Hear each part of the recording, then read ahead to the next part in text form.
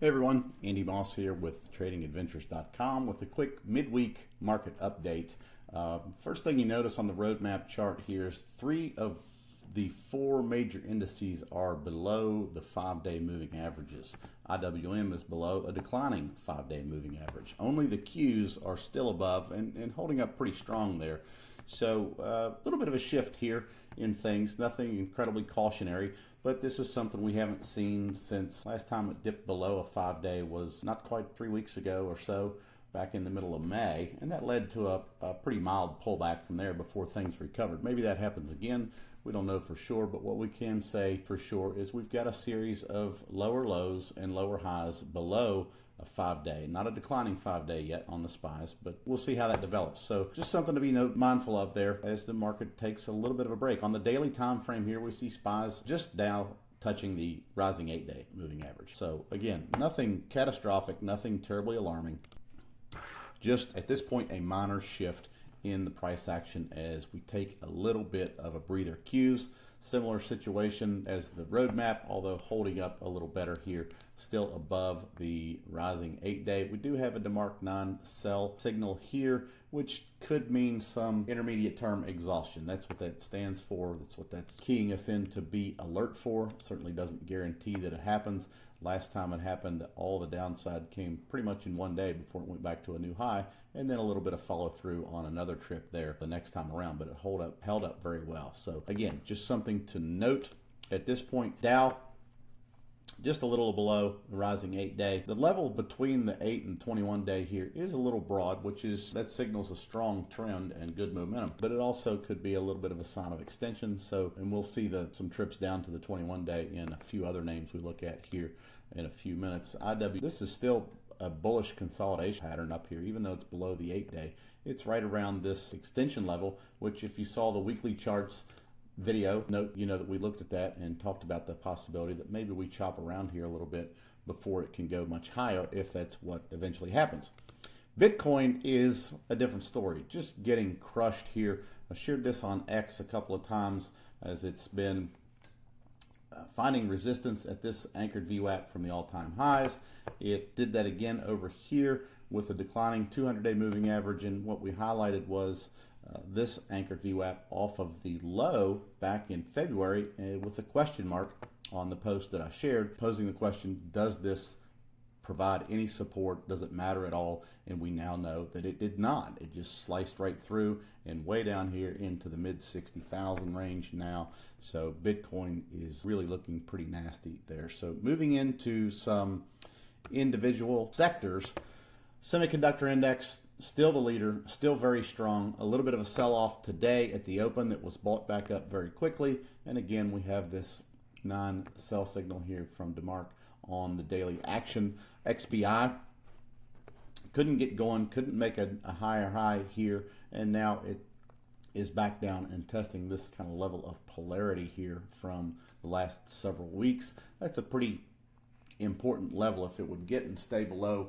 this, call it 127.50 to 126.50 range or 126.75 range, then it could move on back down towards the range of the rising 200-day, which coincidentally it also lines up with this level of what was a little bit of previous support.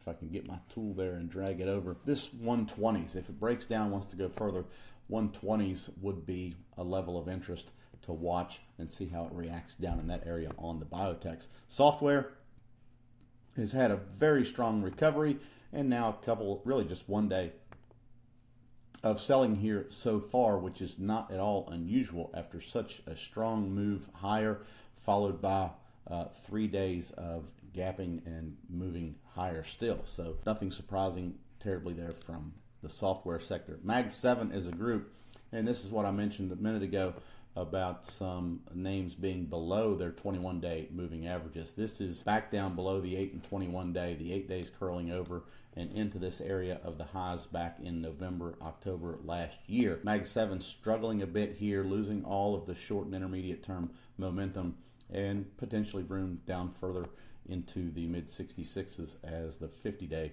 rises up from just below that Financials, again, if you saw the weekly charts video, we were looking at the potential for financials to break out on a weekly chart and move higher. That would have added fuel to the bull market and given perhaps some power to move things higher. We're getting the opposite. If this is the weekly action in here on a daily time frame, we're down below these levels, down below the 50-day. We're below all of the moving averages here, and the 5-day is declining. So not looking great there for the financial sector on the whole. Energy, no real resolution, still consolidating in here. As if we were to look at a chart of the oil futures, it would be very similar. And let's just go ahead and do that. Here's crude oil. You can see it's a very similar chart, just no real direction there as it figures out what the heck is going on in the oil markets and the Middle East. And then quickly through the Mag 7 names individually, Apple is really the only stock that still looks healthy, if not extended. It is had a tremendous run. It will pull back at some point below the 5-day here, which is basically flat, and that one holds up really well in the Mag 7 group. But looking at the rest of them quickly, Amazon below the 8 and 21 day, testing the 50-day. Google looked pretty good some last week and now nearly testing its rising 50-day.